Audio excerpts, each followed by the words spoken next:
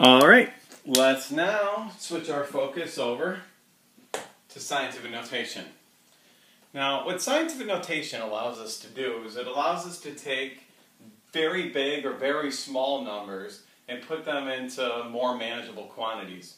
And when we do that, we end up using a general formula. And that general formula is this. We have a number, and that number must fall between 1.0 infinity 1 and 9.99 infinity. Okay? So in essence, what you need to have is you have to have one number in front of the decimal. So you have a number, and what that is times 10 to a power of x. Now that can be positive or it can be negative. So I'm going to put, I'm not going to make it x. I guess I will. Okay? So it's some number between 1.01 times 9.99 times 10 to the power of a positive or a negative x. So let me give you an example. There's something in chemistry we call the mole. It's 6.02 times 10 to the 23rd. Now, what does this really mean? It means this. That if we took this decimal place right here, right, and it's one single number, notice that, so it falls between 1.01 and 9.99 times 10 to the 23rd. But what it means is that since this is positive, it means we would take this decimal and move it 23 places to the right. So what this number ends up being is 602 and 21 zeros after it. So 1, 2, 3, 4, 5, 6, 7, 8, 9, 10, 11, 12, 13, 14, 15, 16, 17, 18, 19, 20, 21. That's a massive number. I mean, I don't even know what that would be if we were, expressing it mathematically. But I wish I had it in my bank account. So what this does, again, is it just allows us to take this huge number and express it in a much smaller quantity. We're going to do some examples in just a second. All right, let's do an example now that's the opposite of that. So I'm making up a number, 4.942 times 10 to the negative 9th. So now what this means is that 9 takes the decimal to the left 9 places. So just now we said we moved it to the right, in order to do 6.02 times 10 to the 23rd because it was positive. So positive, the number gets bigger. Negative, the number gets smaller. So what I end up with in this instance is I end up with moving my decimal 9 places to the left, right? So 1, we put it in front, and then 2, 3, 4, 5, 6, 7, 8, 9, right? So what you end up with is 0.0000004942. Alrighty, so now let's pick a big number and put it into scientific notation. So that big number I'm going to choose, 42 million. And we want to put it into this form. So what ends up happening here, right, is the decimal ends up being right there. But because we need this number to fall between 1.01 and 9.99, the decimal would end up having to be right there, right? So what you ask yourself is this.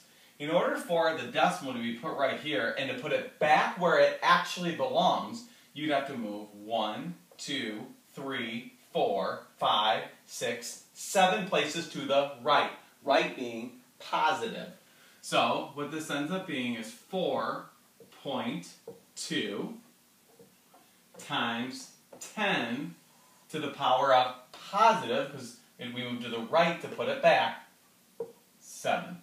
So 4.2 times 10 to the 7th. We can also do the same thing with a small number.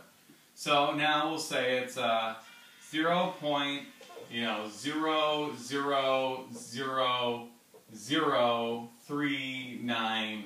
So the decimal's here. Okay? Well, in order to satisfy this, 1.01 to 9.99, I got to look at where the decimal would be placed. And where you would end up placing it is right between the 3 and the 9 right there, right? Because 3.94 would fall in that area. So now you got to ask yourself, in order for this thing to be put back where it belongs, you're going to go 1, 2, 3, 4, 5 places to the left. Anytime we move to the left or the number gets smaller, it's a negative. So therefore, the answer is 3.94 times 10 to the power of, and to the left it was 1, 2, 3, 4, 5. 10 to the negative 5. Alright, let's do a few examples now out of your packet. Make it a little life a little easier for you. So number 1 says 0.00374. So 0.00374. So in order to justify this statement here, we need it to be right there, right? So 3.74. Now, in order to put it back where it belongs, which is out here, we had to move it 1, 2, 3 places to the left. The number got smaller, negative. So this ends up being 3.74 times 10 to the power of negative 3. That was number 1. Alright, let's do number 2. Number 2 says 1200. So technically there's a decimal right there, right? So we want it between the 1 and the 2 in order to get it in this range. And so in order to do that, 1, 2, 3 to the right to put it back where it belongs. This ends up being 1.200. We'll explain eventually why those zeros are important. Times 10, and we said to the positive 3 this time. And what the heck, let's go ahead, let's do number 3. Number 3 says 4,063.89, and we want that in scientific notation. So right now the decimal is there. In order to satisfy this range, it would have to be moved to here, right? So that's equal to 4.06389 times 10. Oh, jeez, that's not good. Times 10 to the power of, and now we got to figure it out. So we are going to move it from the arrow where it goes. So we're moving to the right. 1, 2, 3. So this is times 10 to the power of 3 again. Number 4. So now we're going to take this one out of scientific notation. It says 175.1. So first of all, that's ridiculous, right?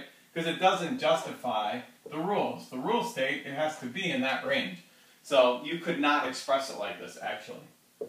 But times 10 to the third means you would take it and move the decimal 3 places. It's positive to the right. So this would be 1, 2, 3. Now anywhere that there is an open little area, I call that an ice cream scoop. So what we end up doing is 1, 7, 5, 1, and then we had 2 areas where there weren't anything, right? Well, just got to give it some ice cream. So the answer ends up being 175,100.